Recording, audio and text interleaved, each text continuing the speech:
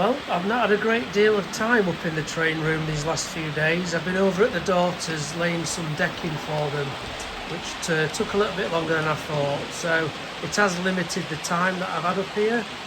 I have, however, managed to get a few little bits done, so I'll kind of just take you over, show you where we're at with the goods yard right now. So I've just started to do a bit of the scenics in between some of the tracks, bit of scatters, and there's some static grass down there. I then want to start just getting some weeds and little bits of growth in between some of the cobbles, and just kind of work my way along. Whoops, gone the wrong way there. Ready then to move on to the brewery and get the brewery yard in, decide what I'm going to do for the cover in there.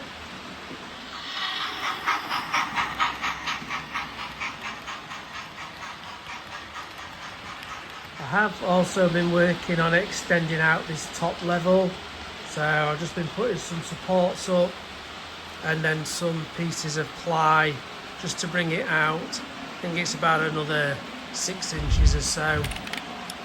I've gone as far as over to that upright just there. I don't go any further just yet because I'm not sure if and when I insert a helix how much room I'm going to need for there.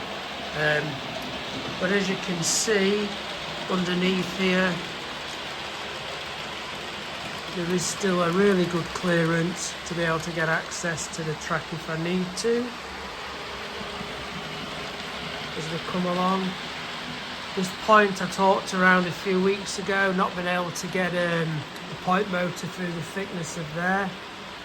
I have been able to put a surface mounted one which is through, wired up, and everything's working fine. Never even thought of one of those till somebody suggested it, so that's good news. I've got the second tunnel portal also in place now, and that's the position I want it. I've been able to get the ballasting done inside along the rails. I've just got to now tidy at the front, get some new buttresses, some parapet walls put on there, and then just cut to its final size. So as you can see with the extension, it's gone from probably, 6 inches. It's given me another 4 or 5 inches on there now. Doesn't sound a lot, but it does make a right difference. I think the one thing I've realised as I've got into this layout is when I planned it, or roughly planned it, I was hell-bent as getting as much running track as I could. So a lot of it is right up against the walls, and that really does limit what you can do for scenery behind there. So that's a lesson learned. If I was ever to redo a layout, is give me more space between the running lines and the outer wall, just to create a bit more interest. But obviously now with this extra width, it gives me a lot more scope. My original plan was to, with the back scene, have this built up on a gentle slope with like a cutout for the small signal box to go somewhere to look after these junctions here. So I could still do that.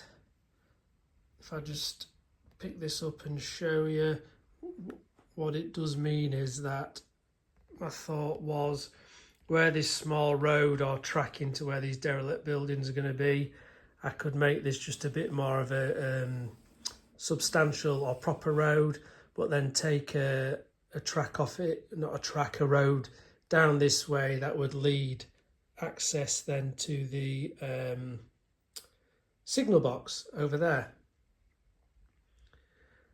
You know, and there's even a possibility, if I needed to, I could do something with these two buildings that are now kind of surplus. Could I build them into the back scene? So I may get away with using those. When I've just been going back over some of the comments and feedback on some previous videos, one suggestion was about this area here. If it was going to be wider, I'd have considered a branch line station. So maybe taking a point, a spur off there, bringing the track down this way. It would be wide enough. Could I do it on a very gentle incline just to give it a bit more interest and come to here? It's more track work. Does it look like I'm going to be cramming it in? Could I do that? Again, the station could be in a countryside setting, so there could be all shrubs and trees and hillsides behind it, so I would still get that effect. Or do I just do it as just another hillside with lots of trees, just to give a bit of a backdrop for the trains as they run past?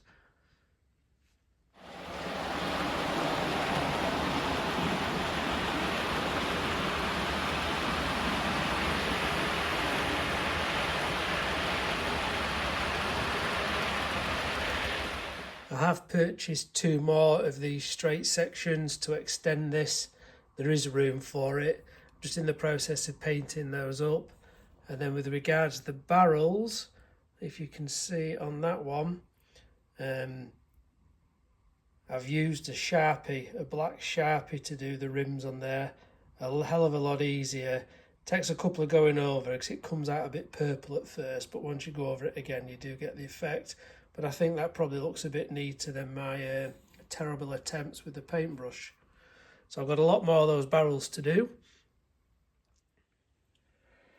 One little thing I have been thinking about is the height of this wall. When you look, I've stood a figure against it, and it's about that, so what, 6 foot, and you can see the barrels.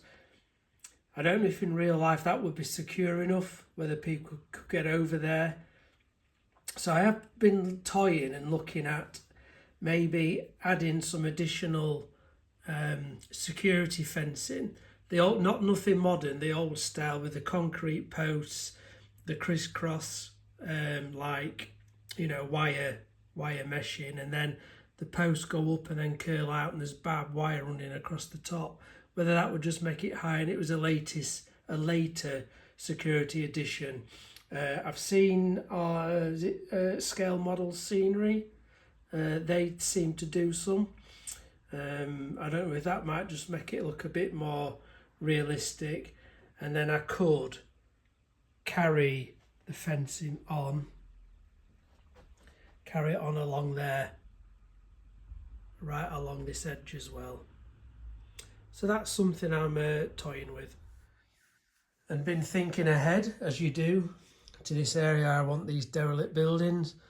Obviously you can probably see that because this is an incline going down, it's quite level there, but then you get more of a slope down where this gradient goes down. So you can see these are on quite an angle. Now obviously buildings aren't built on an angle, so I'm going to have to think of a way to either cut them in there or build one side up. I think could be the easiest thing would be to cut them in so that the back, the earth's higher, and you do obviously get where earth is built up against the back of buildings sometimes. So I think it's a cardboard frame, some plaster bandage and some sculptor mould on there, so I should be able to carve into that okay. But that's not for today, but I just noticed that while I was messing around with this area here. Probably see the coaches are looking a bit sorry for themselves. They need a really good dust.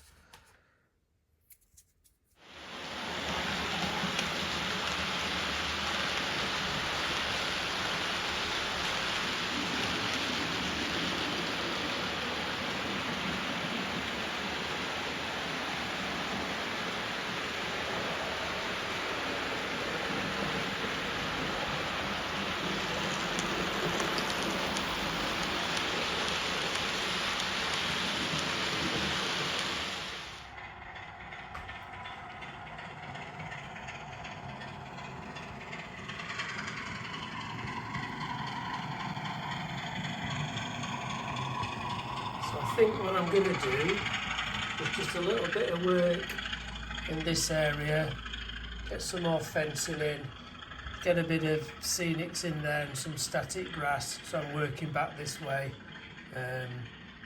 ready then to be able to get the walls in place for the brewery. As I said, I don't put these walls in position yet till I've got all that stuff behind it done, because I know I'll knock them. So I'm going to get on with that now.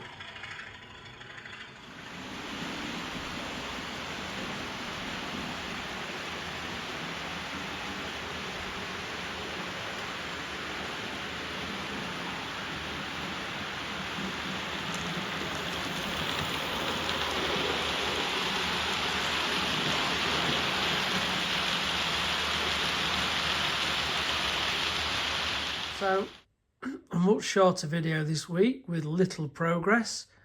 A few bits have been happening, but I am back now. The decking's all finished at the youngest daughter's, so I can get back up here and progress in this area.